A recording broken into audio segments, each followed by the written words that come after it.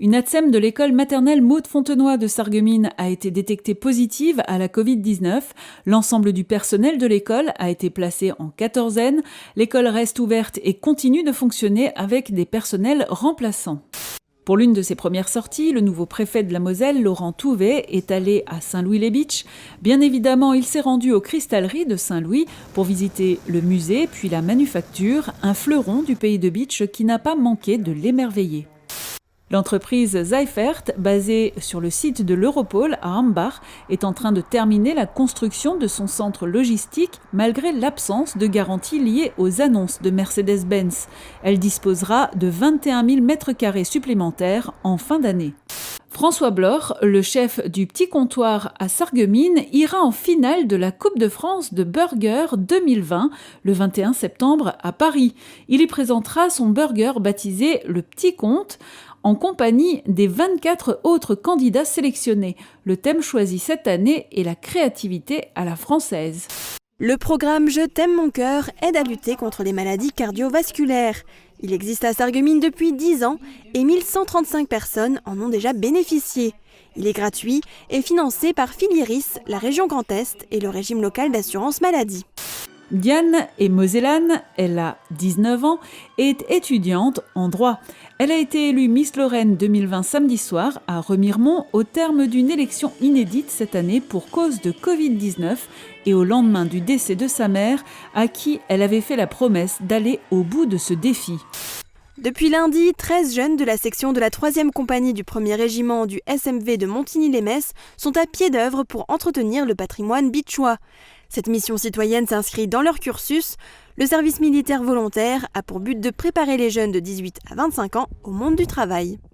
L'aéroclub Espoir Aéronautique de Sarreguemines a gagné le championnat de France des clubs 2020 basé sur l'OLC Ligue France. Il a été réduit de plusieurs manches en raison du confinement et s'est déroulé sur les week-ends de mi-mai à fin août. Accompagnés par la CFDT, les mineurs retraités du bassin houiller ont assisté à l'audience de la Cour d'appel de Douai hier qui examinait la reconnaissance du préjudice d'anxiété subi par ces victimes exposées à de nombreuses substances nocives dans leur vie professionnelle.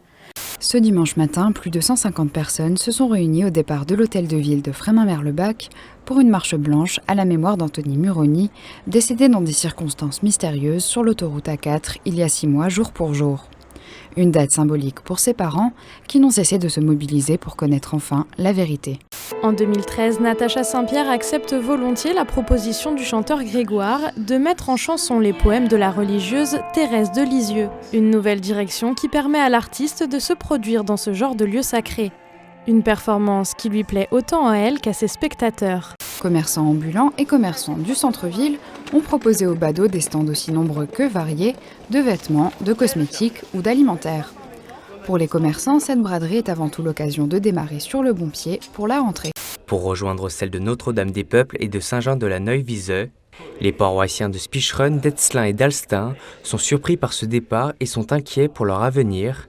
Ils lancent alors une pétition pour demander le remplacement du curé et des actions concrètes à Monseigneur Laglaise. Pour leur répondre et les rassurer, l'évêque de Metz, accompagné de l'abbé Luc Barré, est venu à leur rencontre samedi après-midi. Pour commencer, l'enregistrement auprès du personnel, non, cartes vitales coordonnées doivent être fournies, pas besoin de rendez-vous ni d'ordonnance. Vient ensuite l'étape du coton-tige dans le nez et le tour est joué. Les résultats sont transmis sous 48 heures. Cette démarche est organisée par l'Agence régionale de santé et assurée par le laboratoire Espace Bio. La journée n'est pas terminée, mais le bilan est plutôt concluant. Après l'appel et la présentation de l'équipe enseignante, les élèves sont tout de suite dans le vif du sujet de leur scolarité, puisque 2 ateliers leur sont dispensés, l'un sur le bon port du masque, puis l'autre sur comment bien se nettoyer les mains à la solution hydroalcoolique. 1 000 € de chiffre d'affaires, 54 clients pour 60 passages en magasin. Le bilan est plutôt bon pour la première journée d'ouverture. À l'image de cette enseigne, 12 nouvelles boutiques vont voir le jour avant la fin d'année 2020. Pour le directeur du centre commercial, ces installations s'expliquent par une dynamique de fréquentation due au déconfinement. Comme chaque année à cette période, les arboriculteurs reprennent du service. C'est maintenant que les fruits de la saison sont mûrs, prêts à être transformés en schnapps ou en jus de fruits. Cet après-midi, c'est atelier jus de pomme. Avec sa cueillette, Ingrid espère récupérer 50 litres de jus pour le boire en famille. Sur le terrain, les U16 de Forbach affrontent l'équipe 1 de Beau Soleil en quart de finale. Malgré les encouragements du public et les conseils de leur entraîneur Carole Kremer, les Forbachoises vont s'incliner face à Sarreguemines 2-0.